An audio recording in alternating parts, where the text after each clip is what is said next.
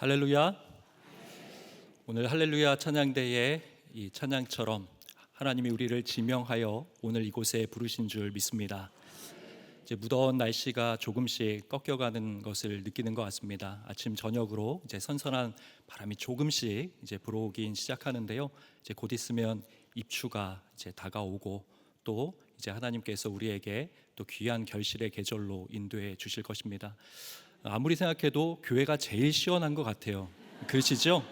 예, 우리의 몸도 마음도 하나님께서 이곳에서 주시는 시원한 생수와 같은 하나님의 놀라운 능력이 오늘 임하는 이 수요 일부 기도에 되기를 주님의 이름으로 축원드립니다. 이제 오늘 본문 말씀은 이 민수기 13장과 14장의 말씀을 배경으로 하여서 오늘 같이 은혜를 나누기를 원합니다. 이 출애굽한 이스라엘 백성들이 이 가데스 바네아라고 하는 이 바란 광야에서 있었던 일을 오늘 성경은 기록하고 있습니다. 하나님께서는 이곳에서 12지파별로 한 사람씩을 이제 차출하여서 12명의 리더, 이 수령을 통해서 약속의 땅 가나안을 미리 정탐하고 오도록 만드십니다. 이에 모세는 각 지파별로 이 이스라엘 백성들을 대표할 리더 12명을 선발하였고요. 그들을 가나안 땅으로 파송했습니다. 이제 그리고 나서 40일이 지난 겁니다. 40일 동안 가나안 땅을 면밀히 살피고 이 12명의 지도자들이 마침내 돌아오게 된 것이죠. 그리고 그것을 모세와 모든 이스라엘 회중 앞에서 보고하는 장면이 바로 오늘 본문의 배경이 됩니다. 오늘 여기에서 우리는 다른 이들과는 전혀 다른 이 갈렙이라고 하는 이 인물을 보게 되는데, 이 갈렙이 가지고 있는 이 차별화된 영성이 있다는 것을 발견하게 됩니다. 이 갈렙을 통해서 이 믿음의 사람들이 소유해야 할 이 세 가지의 중요한 이 차별성, 영적인 차별성 어떤 것이 있을까? 오늘 그것을 발견해 보고자 합니다. 가장 먼저요, 이 믿음의 사람은 이 바라보는 것, 이 비전이 다르다라는 것을 우리는 알게 됩니다. 이 12명의 정탐꾼이 복귀했습니다. 그런데 여기에는 전혀 다른 두 개의 리포트가 있는 것이죠. 첫째는 대다수가 동일하게 보고하고 있는 그런 보고 리포터였습니다. 이 12명 중에 10명의 보고서인데 거기에 무엇이라고 되어 있을까요? 그것을 요약해서 결론적으로 말씀드리면 안 된다라는 것입니다. 못한다라는 것입니다. 불가능하다라고 하는 그러한 소결론을 가지고 왔다라는 것이죠. 이 10명의 정탐꾼이 어떠한 보고를 했는가? 민수기 13장 27절과 28절 말씀을 한번 읽어드립니다. 모세에게 말하여 이르되 당신이 우리를 보낸 땅에 간즉 과연 그 땅에 젖과 꿀이 흐르는데 이것은 그 땅의 과일이니이다. 그러나 그 땅 거주민은 강하고 성읍은 견고하고 심이 클 뿐 아니라 거기서 아낙 자손을 보았으며, 이 출애굽한 이스라엘 백성들 장정만 60만 그리고 남녀노소 모든 가족들을 합치면 약 200만이나 해당이 된다라고 추산을 하는데, 그들은 하루라도 빨리 정탐 갔었던 12명이 돌아와서 하나님이 주시고자 하는 그 땅이 어떤 땅인지를 알고자 했죠. 그런데 들어보니까 말 그대로 하나님 약속하신 땅은 젖과 꿀이 흐르는 비옥하고 풍요로운 땅이 맞았습니다. 그러나 뜻밖의 전혀 예상치 못한 그런 말들을 듣게 됐죠. 분명히 그것은 좋은 땅이었지만은 그 땅에는 전혀 예상치 못한 큰 문제가 있었다는 거예요. 이 헤브론의 에스골 골짜기에 큰 포도송이, 그래서 두 사람이 그것을 꿰어 메어 올 정도로 비옥하고 풍요로운 땅이었지만은 그 땅을 차지하고 있는 이방 족속들이 있었다는 것입니다.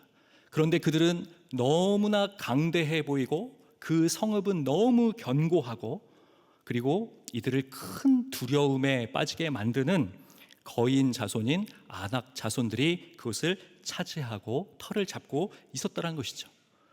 그렇기 때문에 이 대다수 10명의 정탐꾼, 그 보고자들은 무엇이라고 말하는 겁니까? 다 죽게 됐다. 더 이상 앞으로도 뒤로도 갈 수 없고 우리는 이곳에서 다 죽게 되었다라고 하는 보고를 하게 되는 것이죠. 이 정탐꾼 10명이 바라본 것이 무엇이었을까요? 그것은 바로 현실입니다. 사실 그대로입니다. 이들이 지금 하루 이틀 일주일을 살피고 온 것이 아닙니다. 40일이라고 하는 장장 40일이라고 하는 긴 시간을 살펴보고 왔습니다. 그렇기 때문에 얼마나 그 땅을 섬세하게 상세하게 면밀하게 살폈을까요? 여러 각도로 여러 측면으로 분석하고 통계를 내고 조사를 해가지고 객관적인 데이터를 가지고 왔는데 그 현실적이고 사실적인 합리적인 정보를 바탕으로 도출해낸 결론은 무엇이었냐면 할 수 없다, 못한다, 불가능하다라고 하는 바로 그런 결론이었다라는 것이죠. 이것은 말 그대로 그들이 직접 그들의 눈으로 바라본 것을 설명한 것입니다.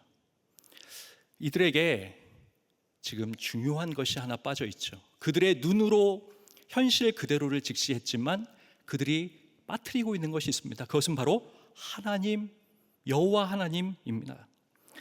하나님이 빠져 있었던 것입니다. 그들은 현실을 정확하게 분석을 했습니다. 그동안의 빅데이터를 가지고 이 통계 자료를 가지고 모든 추세와 트렌드 흐름을 가지고 객관적인 지표를 가지고 이성과 논리와 거기에 합당한 추론으로 이들은 그것이 안 된다라고 최종 결론을 냈지만은 그 안에 빠져 있었던 것은 바로 하나님이죠. 하나님이 빠져 있었기 때문에 그것은 객관적이고 합리적인 그런 철저히 계산된 것이었지만 이 하나님이 빠져 있었기에 그것은 그냥 세상적인 보고서에 불과했다는 것이죠. 그러나 이 10명의 정탐꾼과는 대비가 되는 이 갈렙과 여호수아, 이 갈렙을 중심으로 보면 그들의 보고는 어떠했습니까? 오늘 이 30절의 말씀을 보면 갈렙은 동일하게 같은 것을 보고 같은 시간 40일을 체류하면서 머물렀지만 다른 보고를 하고 있다는 것을 알게 됩니다. 30절 말씀을 읽어드리겠습니다. 갈렙이 모세 앞에서 백성을 조용하게 하고 이르되 우리가 곧 올라가서 그 땅을 취하자 능히 이기리라 하나. 갈렙은 지금 이 10명의 대다수의 정탐꾼들이 하는 보고와는 전혀 다른 보고를 하고 있습니다. 그들을 조용하게 만듭니다. 그리고 나서 빨리 그곳으로 올라가서 그 땅을 취하고 우리는 능히 이길 것이다 라고 하는 확신에 찬 선포, 고백을 하고 있죠. 분명히 같은 시간, 같은 공간 다녀왔는데 어떻게 갈렙은 전혀 상반되는 그러한 보고를 할 수 있었을까? 그것은 갈렙이 보고 있는 것이 달랐기 때문에 그렇습니다. 이 믿음의 사람은 보는 것이 다르다라는 것입니다. 이 갈렙이요, 현실을 도외시한 것이 아닙니다. 현실 사실을 부정한 것도 아닙니다. 그리고 갈렙이요, 단순히 긍정적인 시선으로만 해석하려고 애쓰고 노력한 것도 아닙니다. 분명히 눈에 보이는 객관적인 데이터와 현실이 있죠. 어려움이 있습니다. 도무지 넘어설 수 없어 보이는 강력한 대적들이 있습니다. 사람의 힘으로는 어쩔 수 없어 보이는 불가능해 보이는 장벽들이 존재한다라는 것입니다. 그러나 갈렙은 이것을 하나님의 시선으로, 하나님의 눈으로 그곳을 바라본 것입니다. 사람의 눈으로는 안 되지만 하나님을 바라보면 하나님의 눈으로는 가능한 것입니다. 갈렙이 이것을 어디에서 발견할 수 있었을까? 그것이 이 정탐이 시작이 되는 이 민수기 13장 1절과 2절에서 이렇게 설명이 됩니다. 1절, 2절 읽어드리겠습니다. 여호와께서 모세에게 말씀하여 이르시되 사람을 보내어 내가 이스라엘 자손에게 주는 가나안 땅을 정탐하게 하되 그들의 조상의 가문 각 지파 중에서 지휘관 된 자 한 사람씩 보내라. 이 말씀의 주어를 잘 살펴보면요, 여호와께서 말씀하십니다. 그리고 내가 주는 가나안 땅을 정탐하라 이렇게 말씀하고 계신다는 것이죠. 그러니까 이 가나안 땅을 정탐하는 것은 인간의 즉흥적인 계획이나 어떤 인간의 생각이나 의견이 아니라 하나님이 주실 땅이라는 것이 전제되어 있고 그 하나님이 주시는 땅을 살펴보고 오라고 하는 하나님의 말씀이 이 안에 담겨 있었다는 것이죠. 갈렙은 그 땅을 그저 눈에 보이는 대로 해석한 것이 아니라 이 하나님의 말씀을 붙들고 그 땅을 바라보니 그 땅은 하나님이 반드시 주실 땅이기에 지금 그 땅으로 올라가서 그 땅에서 능히 승리하고 취하자라고 하는 이 믿음의 고백을 할 수 있었다라는 것입니다. 하나님께서는 말씀하시고 또 그것을 이루시는 분이십니다. 하나님은 약속하시고 그것을 성취하시는 분이십니다. 갈렙이 같은 것을 보고도 다르게 해석할 수 있었던 것은 바로 이 하나님의 말씀을 붙들고 바라봤기 때문인 것이죠. 믿음의 사람이 보는 것이 다르다라는 것은 하나님의 말씀을 통해서 그 문제를 보는 것입니다. 그러면 그 문제가 다르게 해석이 되고 다르게 보인다라는 것입니다. 우리가 너무나 잘 알고 사랑하는 시편 121편 1절과 2절은 이렇게 말씀하죠.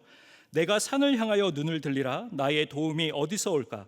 나의 도움은 천지를 지으신 여호와에게서로다. 아멘.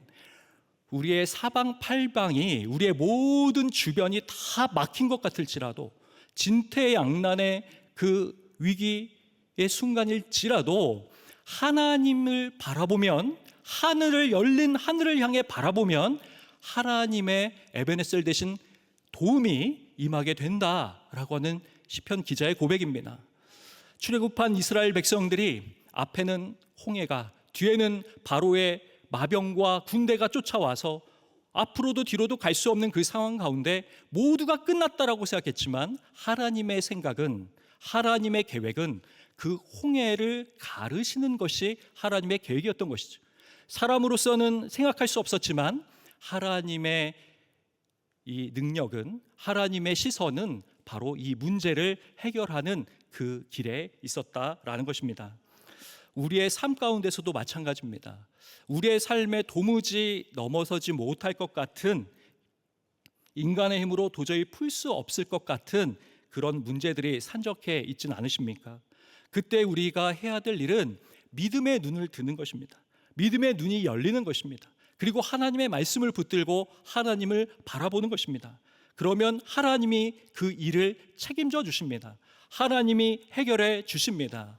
하나님을 바라봄으로써 하나님의 인정하신 이 믿음을 통해서 하나님의 놀라운 역사를 경험하는 우리 영락의 성도님들 되시길 주님의 이름으로 축원합니다. 이 두 번째로요, 이 믿음의 사람은 마음이 달라야 됩니다. 마음의 밭이 달라야 한다라고 하는 뜻입니다. 이 마음의 중요성에 대해서는 성경 곳곳에서 증언을 하고 있는데, 특히 잠언 4장 23절은 이렇게 말씀하죠. 모든 지킬 만한 것 중에 더욱 내 마음을 지키라. 생명의 근원이 이에서 남이니라. 이 마음은 히브리어로 레브라고 하는데, 그것은 실제적으로 우리 인간의 신체 기관인 이 심장을 의미하기도 하면서 동시에 한 존재, 인간이 가지고 있는 가장 깊숙하고 내밀한 그 존재의 중심을 가리킬 때 쓰는 말이 이 레브, 마음이라고 하는 단어입니다. 성경은 바로 이 마음이라고 하는 이 영역, 하루에도 수많은, 무수히 많은 영적 전쟁이 치열하게 이루어지는 이 마음을 지키라, 무릇 지킬 만한 것 중에 이 마음을 지키라고 말씀하고 있습니다. 우리 눈에 비록 보이진 않지만은 이 마음이 우리의 생명과 직결되는 근원이 되기 때문이다라고 설명하고 있는 것이죠. 이 부정적인 해석을 한 이 10명의 정탐꾼들, 이들이 단순히 객관적인 데이터와 이 합리적인 분석을 만을 토대로 보고한 것이 아니었습니다. 이미 이들은 마음 전쟁에서 패배한 이들이었습니다. 그것이 어디에서 나오느냐? 이것이 31절에서 33절까지 나오는데 한 절씩 좀 살펴보도록 하겠습니다. 먼저 31절입니다. 그와 함께 올라갔던 사람들은, 이 사람들은 10명의 정탐꾼을 의미합니다. 이르되 우리는 능히 올라가서 그 백성을 치지 못하리니 그들은 우리보다 강하니라 하고, 분명히 하나님은 그 땅을 내가 너희에게 주리라 이렇게 말씀하셨는데 이들은 우리는 그것을 못한다라고 이야기를 합니다. 그 이유는 그 땅을 이미 차지하고 있는 아말렉인, 헷인, 또 여부스인, 아모리인, 가나안인 이들이 너무 강력하기 때문이라는 것이죠. 그것을 보면서 이들의 마음 가운데 온통 그들의 마음을 사로잡은 것이 무엇이었는가? 바로 이 패배의식이죠. 아직 아무것도 하지 않았습니다. 시도도 하지 않았고 시작도 하지 않았습니다. 그러나 이미 시작하기도 전에 우리는 끝났다라고 하는 마음속 깊은 곳에 좌절과 절망이 임하게 되는 것이죠. 패배감이 임하는 것입니다. 낙담과 부정으로 어두움으로 마음이 가득 차 버리는 것입니다. 성경은 무릇 지킬 만한 것 중에 내 마음을 지키라고 했는데 이들은 마음을 완전히 산산조각 나도록 굳건하게 지키지 못하고 무너뜨려 버린 것이죠. 또 32절을 보면 이들은 이렇게 반응합니다. 32절입니다. 이스라엘 자손 앞에서 그 정탐한 땅을 악평하여 이르되 우리가 두루다니며 정탐한 땅은 그 거주민을 삼키는 땅이요 거기서 본 모든 백성은 신장이 장대한 자들이며. 이 불안함의 이 특징이 뭐냐면 이 불안하면은 해도 안 해도 될 말들을 계속해서 하는 것에 있습니다. 이 불안하니까 말이 많아지는 것이죠. 이 교회 공동체도 가정도 직장도 보면 그 구성원들 안에 마음에 은혜가 메마르고 그 마음의 문이 닫히게 되면은 부정적인 생각으로 가득 차게 되고 이 여러 가지 말로써 서로 공격하고 갈등과 분쟁이 생기는 것을 볼 수 있습니다. 이 말 저 말로 시끄러워지는 것이죠. 이 마음이 무너지면 그것이 말로 이어지게 되는데 그것은 자신의 개인적인 부정적인 생각과 의견이 담긴 것이죠. 그것은 허풍에 불과하고 과장에 불과하고 거짓이 되는 것이죠. 이들이 볼 때 그 정탐한 땅을 하나님이 주시고자 한 땅을 이제 악평하기에 이른 것입니다. 나만 그냥 그렇게 생각하는 수준이 아니라 그 땅에 대해서 악한 전염성을 가지고 이미 마음이 무너지니 주변 사람들에게 그 부정적인 생각을 유포하고 또 그것을 계속해서 퍼나르는 바로 마음을 지키지 못한 이들의 모습을 여기에서 볼 수 있다라는 겁니다. 이제 또 33절을 보면 이들의 마음은 어떻게 무너졌는가? 거기서 네피림 후손인 아낙 자손의 거인들을 보았나니 우리는 스스로 보기에도 메뚜기 같으니 그들이 보기에도 그와 같았을 것이니라. 완전히 무너지고 있는 이들을 보게 됩니다. 그들은 스스로의 이 자아 정체성을 규정하기를 우리는 메뚜기에 불과하다 그렇게 정의를 하고 있죠. 완전한 자기 비하입니다. 자기 학대입니다. 낮은 자존감과 열등감, 그 수치심에 사로잡혀 버리는 거죠. 또 여기에 보면은 그들이 보기에도 우리는 그와 같았을 것이다 이렇게 얘기를 하는데 이것을 심리학적 용어로 투사라고 합니다. 다른 사람은 전혀 그렇게 생각하지 않는데 내가 생각하고 있는 것을 상대방이 그렇게 생각하고 있다라고 받아들이는 거죠. 가난한 사람들도 우리를 보면 다 메뚜기라고 할 것이다. 이들의 마음이 완전히 무너졌기 때문에 이런 부정적인 해석을 계속 할 수밖에 없는 것이죠. 이것이 가나안 땅을 정탐하고 온 10명의 마음의 정탐꾼들의 마음의 상태였습니다. 그렇다면은 이 믿음의 사람, 이 갈렙의 마음은 어떠했을까요? 이 민수기 14장 24절의 말씀을 보면 이 갈렙의 마음에 대해 이렇게 설명합니다. 그러나 내 종 갈렙은 그 마음이 그들과 달라서 나를 온전히 따랐은즉 그가 갔던 땅에서 내가 그를 인도하여 드리리니 그의 자손이 그 땅을 차지하리라. 갈렙의 영성의 차별성이 바로 이 안에 있습니다. 갈렙은 그들과 마음이 달랐다라고 성경은 기록하죠. 이 마음이 달랐다라고 하는 부분을 이 영어 성경으로 보니까 킹 제임스 버전 성경에는 another spirit이라고 얘기를 하고요. NIV 성경을 보니까 different spirit이라는 용어를 씁니다. 이게 무슨 말이냐면 그들과 전혀 다른 또 다른 영이었다. 그렇게 설명을 하는 거예요. 다른 영을 소유하고 있었다라는 겁니다. 이것은 무슨 의미인가? 갈렙의 마음은 하나님으로 충만한 마음, 즉 성령 하나님으로 지배받는 성령 충만한 마음이었다라는 것이죠. 믿음의 사람들은 마음이 달라야 하는데 그 마음이 어떻게 세상 사람들과 다를 수 있겠습니까? 그것은 바로 성령 충만에 있는 것입니다. 에베소서 5장 18절에 이렇게 말씀합니다. 술 취하지 말라 이는 방탕한 것이니 오직 성령으로 충만함을 받으라. 우리 마음이요 성령으로 충만하게 되면은 담대함이 생깁니다. 강해지게 됩니다. 믿음의 눈으로 보고 그것을 향하여 도전하게 됩니다. 이것이 세상적인 방법과 의지와 노력과 계획으로는 안 되는 것입니다. 그러나 십자가에 내 자아를 못 받고 나를 온전히 성령님께 내어드리면, 성령으로 충만해지면, 성령의 기름 부으심을 받으면 내 속사람이 강건해지는 것입니다. 내 마음을 지키게 되는 것입니다. 이 예수님이 십자가에 못 박혀 죽으시던 그날, 제자들 모두가 예수님을 버리고 뿔뿔이 흩어지게 되었습니다.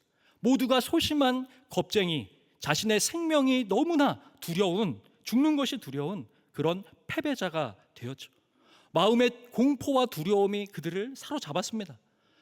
그러나 오순절 마가다락방에 바람 같은 불 같은 성령님이 임하였을 때 그들은 길 한복판에 나아가서 예수 그리스도가 하나님의 아들이시며 그는 유일한 구원자이시며 십자가에 죽으시고 3일 만에 부활하셨다는 이 복음의 정수를 그들의 생명을 걸고 담대하게 땅끝까지 증거하며 순교의 자리까지 나아갔던 것을 보게 됩니다.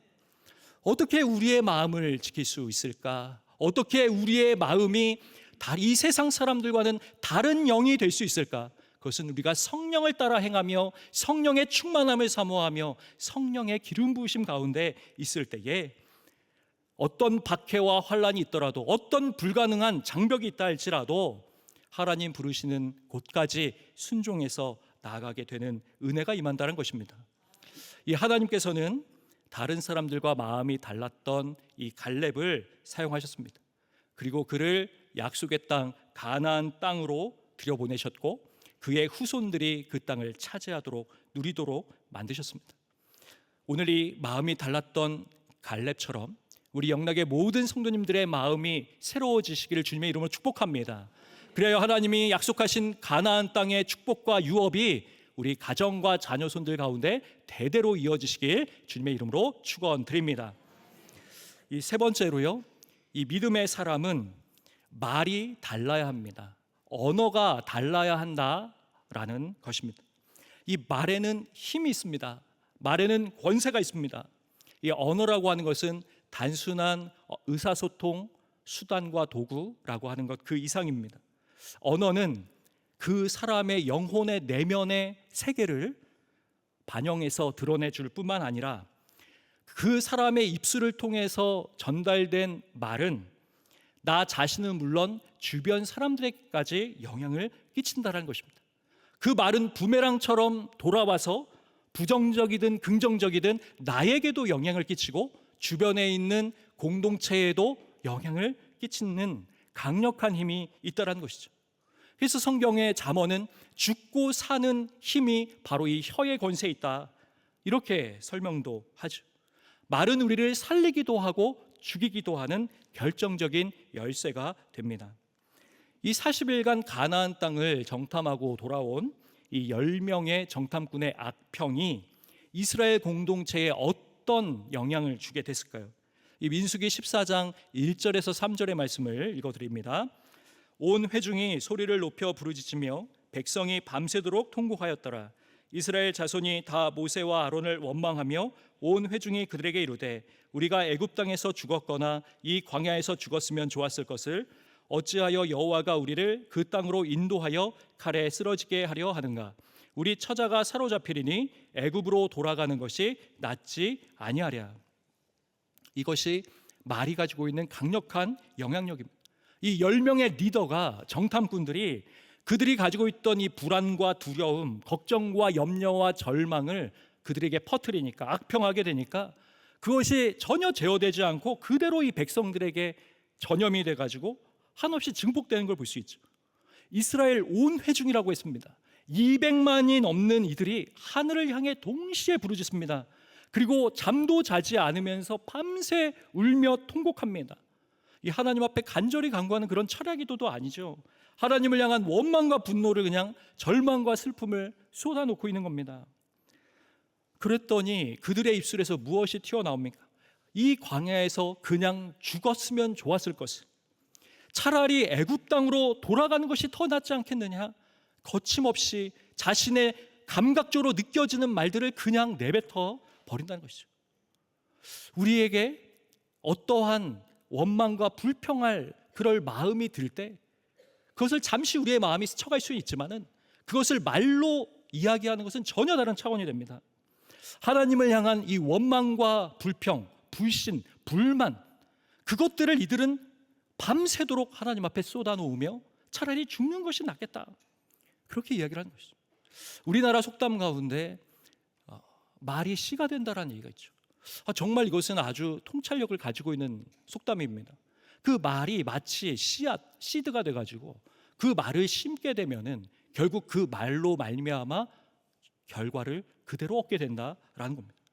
이들이 죽고 싶다, 하나님 앞에 원망했을 때 그들의 결과는 말한 그대로 죽음이 될 수밖에 없었다는 것이죠.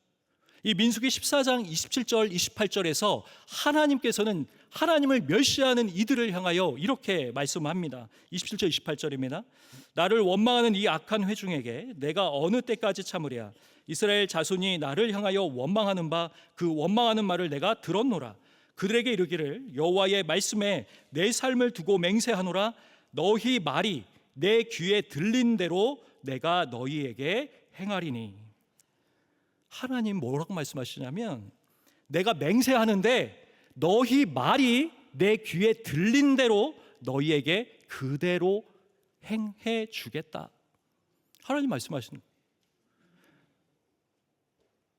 결국 어떻게 됩니까? 하나님 앞에 원망하고 불평하고 하나님 불신하고 불순종한 원망과 불평을 쏟아낸 이스라엘 백성들은 한 사람도 약속의 땅 가나안에 들어가지 못하고 광야에서 40년 동안 유리방황하다가 그 삶을 마치게 되는 비극적인 그런 최후를 맞이하게 되는 겁니다.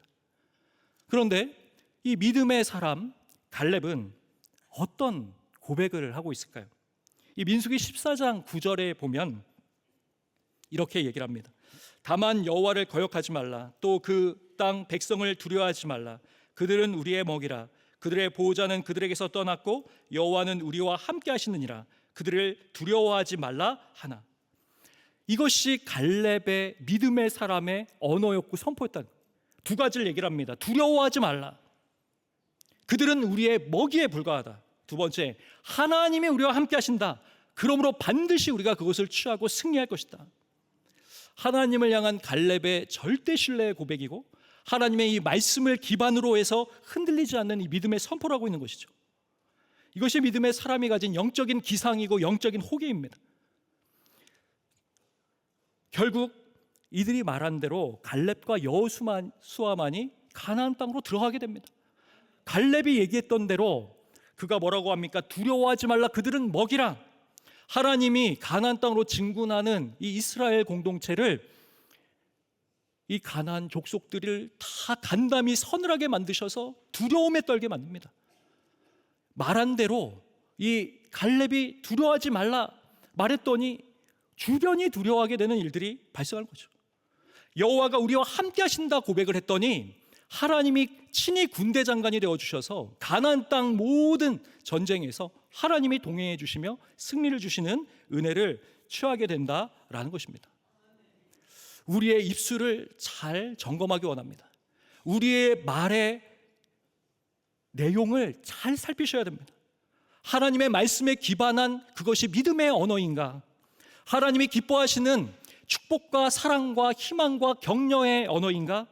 또 영혼을 살리는 생명과 구원의 복음 전도의 언어인가? 우리의 말이 너무나 중요하다는 것입니다. 하나님은 우리의 말을 듣고 계십니다. 그리고 그 귀에, 하나님 귀에 들린 대로 응답하겠다라고 오늘 말씀하십니다. 이 한국교회사를 연구하는 한 신학대학 교수님의 아주 흥미로운 이야기를 들었습니다. 이 우리나라 초창기에 정착한 선교사님들의 평균 수명은 당연히 너무 짧았다는 것이죠. 풍토병이나 여러 사고로 말미암아 이른 나이에 세상을 떠나셨습니다. 감리교회 대표 선교사인 아펜젤로 선교사님은 44세에, 헤론 의료 선교사는 32세, 대한매일신보의 창설자인 베델 선교사는 37세, 루빅 켄드릭 선교사는 25살에, 구세근 선교사 제니 프릭은 26살에, 비터 채핀 선교사는 35세 일기로 하나님의 부르심을 우리나라에서 받았다는 거죠. 하나님 우리나라에 보내신 그 선교사님들 짧은 생애를 불꽃처럼 불사르고 가셨다는 거죠. 그런데 한국교회사를 이 교수님이 연구해 보니까 아주 드물게 90세를 넘어서까지 한국에서 생존해서 장수하신 그런 선교사님이 있는데, 그 대표적인 인물이 바로 세브란스 병원을 설립하고 의학교를 반석 위에 올려놓았던 올리버 에비슨이라고 하는 바로 선교사님이었다는 것이죠. 이분이 1860년에서 1956년까지 이 사역을 감당했습니다. 그는 96세의 일기로 생을 마감하게 됐는데, 거의 한 세기에 가까운 이 긴 삶을 어떻게 살아갈 수 있을까? 이것을 이 신학 교수님이 아주 흥미롭게 해석을 하시더라고요. 이 에비슨이 80세에 쓴 회고록이 있습니다. 그게 약 700페이지나 되는 것인데, 그것을 면밀하게 분석을 하신 거예요. 그랬더니 그 회고록에, 700페이지나 되는 그 회고록에 단 한 단어도 어렵다, 힘들다, 포기하고 싶다, 모든 것이 절망이다, 이런 내용들이 단 하나도 발견되지 않았다. 다만 감사합니다, 좋았습니다, 감격했습니다, 사랑을 누렸습니다, 하나님 앞에 기뻐했습니다, 자비를 누렸습니다, 이런 단어들은 굉장히 빈번하게 이 회고록에 나온다는 거예요. 이걸 통해 무엇을 얘기하는 겁니까? 이 선교사님의 마음과 말 가운데 무엇을 담았는가? 하나님을 향한 소망과 희망, 긍정의 언어들, 이 앞이 보이지 않는 까마득한 이 조선 땅에 와서 의료 선교를 하는데, 분명히 불평과 원망과 여러 가지 낙담될 만한 절망의 시간들이 참 많았지만은 하나님 앞에 오히려 감사로, 기쁨으로, 축복으로, 사랑으로 그를 변화되어 이야기했을 때, 그가 우리나라에서 96세까지 장수하며 복음을 전하는 가장 오래 살게 됐던, 생존했던 선교사가 되었다라는 겁니다. 이 믿음의 사람으로 우리가 이 하나님의 사명 감당하기를 소망합니다. 이 하나님의 말씀을 붙들고요, 다르게 바라보고 다르게 생각하고 다르게 말하기를 원합니다. 하나님이 보고 계시고요, 하나님이 그 마음의 중심을 살피시며 감찰하시고 하나님이 다 듣고 계십니다. 하나님의 이 말씀을 붙들고 하나님이 주시는 희망과 소망 가운데, 하나님 주시는 이 긍정과 이 위로와 격려와 능력 가운데 승리할 수 있는 우리 영락교회와 우리 이 자리의 모든 성도님들과 우리 자녀손들 다 되시기를 주님의 이름으로 간절히 축원드립니다. 기도하겠습니다. 사랑과 은혜의 하나님 아버지, 하나님께서 우리에게 허락하여 주신 가나안 땅, 하나님이 주시는 풍요와 번영의 그 땅, 하나님 그 땅에 들어가기 위하여 하나님 우리의 바라보는 것, 또 마음의 생각, 그리고 우리의 언어가 하나님의 말씀에 기반하여 하나님이 원하시는, 하나님이 기뻐하시는 것들이 될 수 있도록 은총을 베풀어 주시옵소서. 우리 마음의 원망과 불만과 모든 비평과 우리 마음에 드는 악한 것들, 부정적인 것들을 온전히 성령 하나님 제하여 주시고, 오직 성령 충만하여 하나님의 뜻을 이루는 우리 영락교회와 우리 성도님들 온 가정이 다 될 수 있도록 축복 나려 주시옵소서. 감사드리며 우리 주님 예수 그리스도의 이름으로 기도드립니다. 아멘.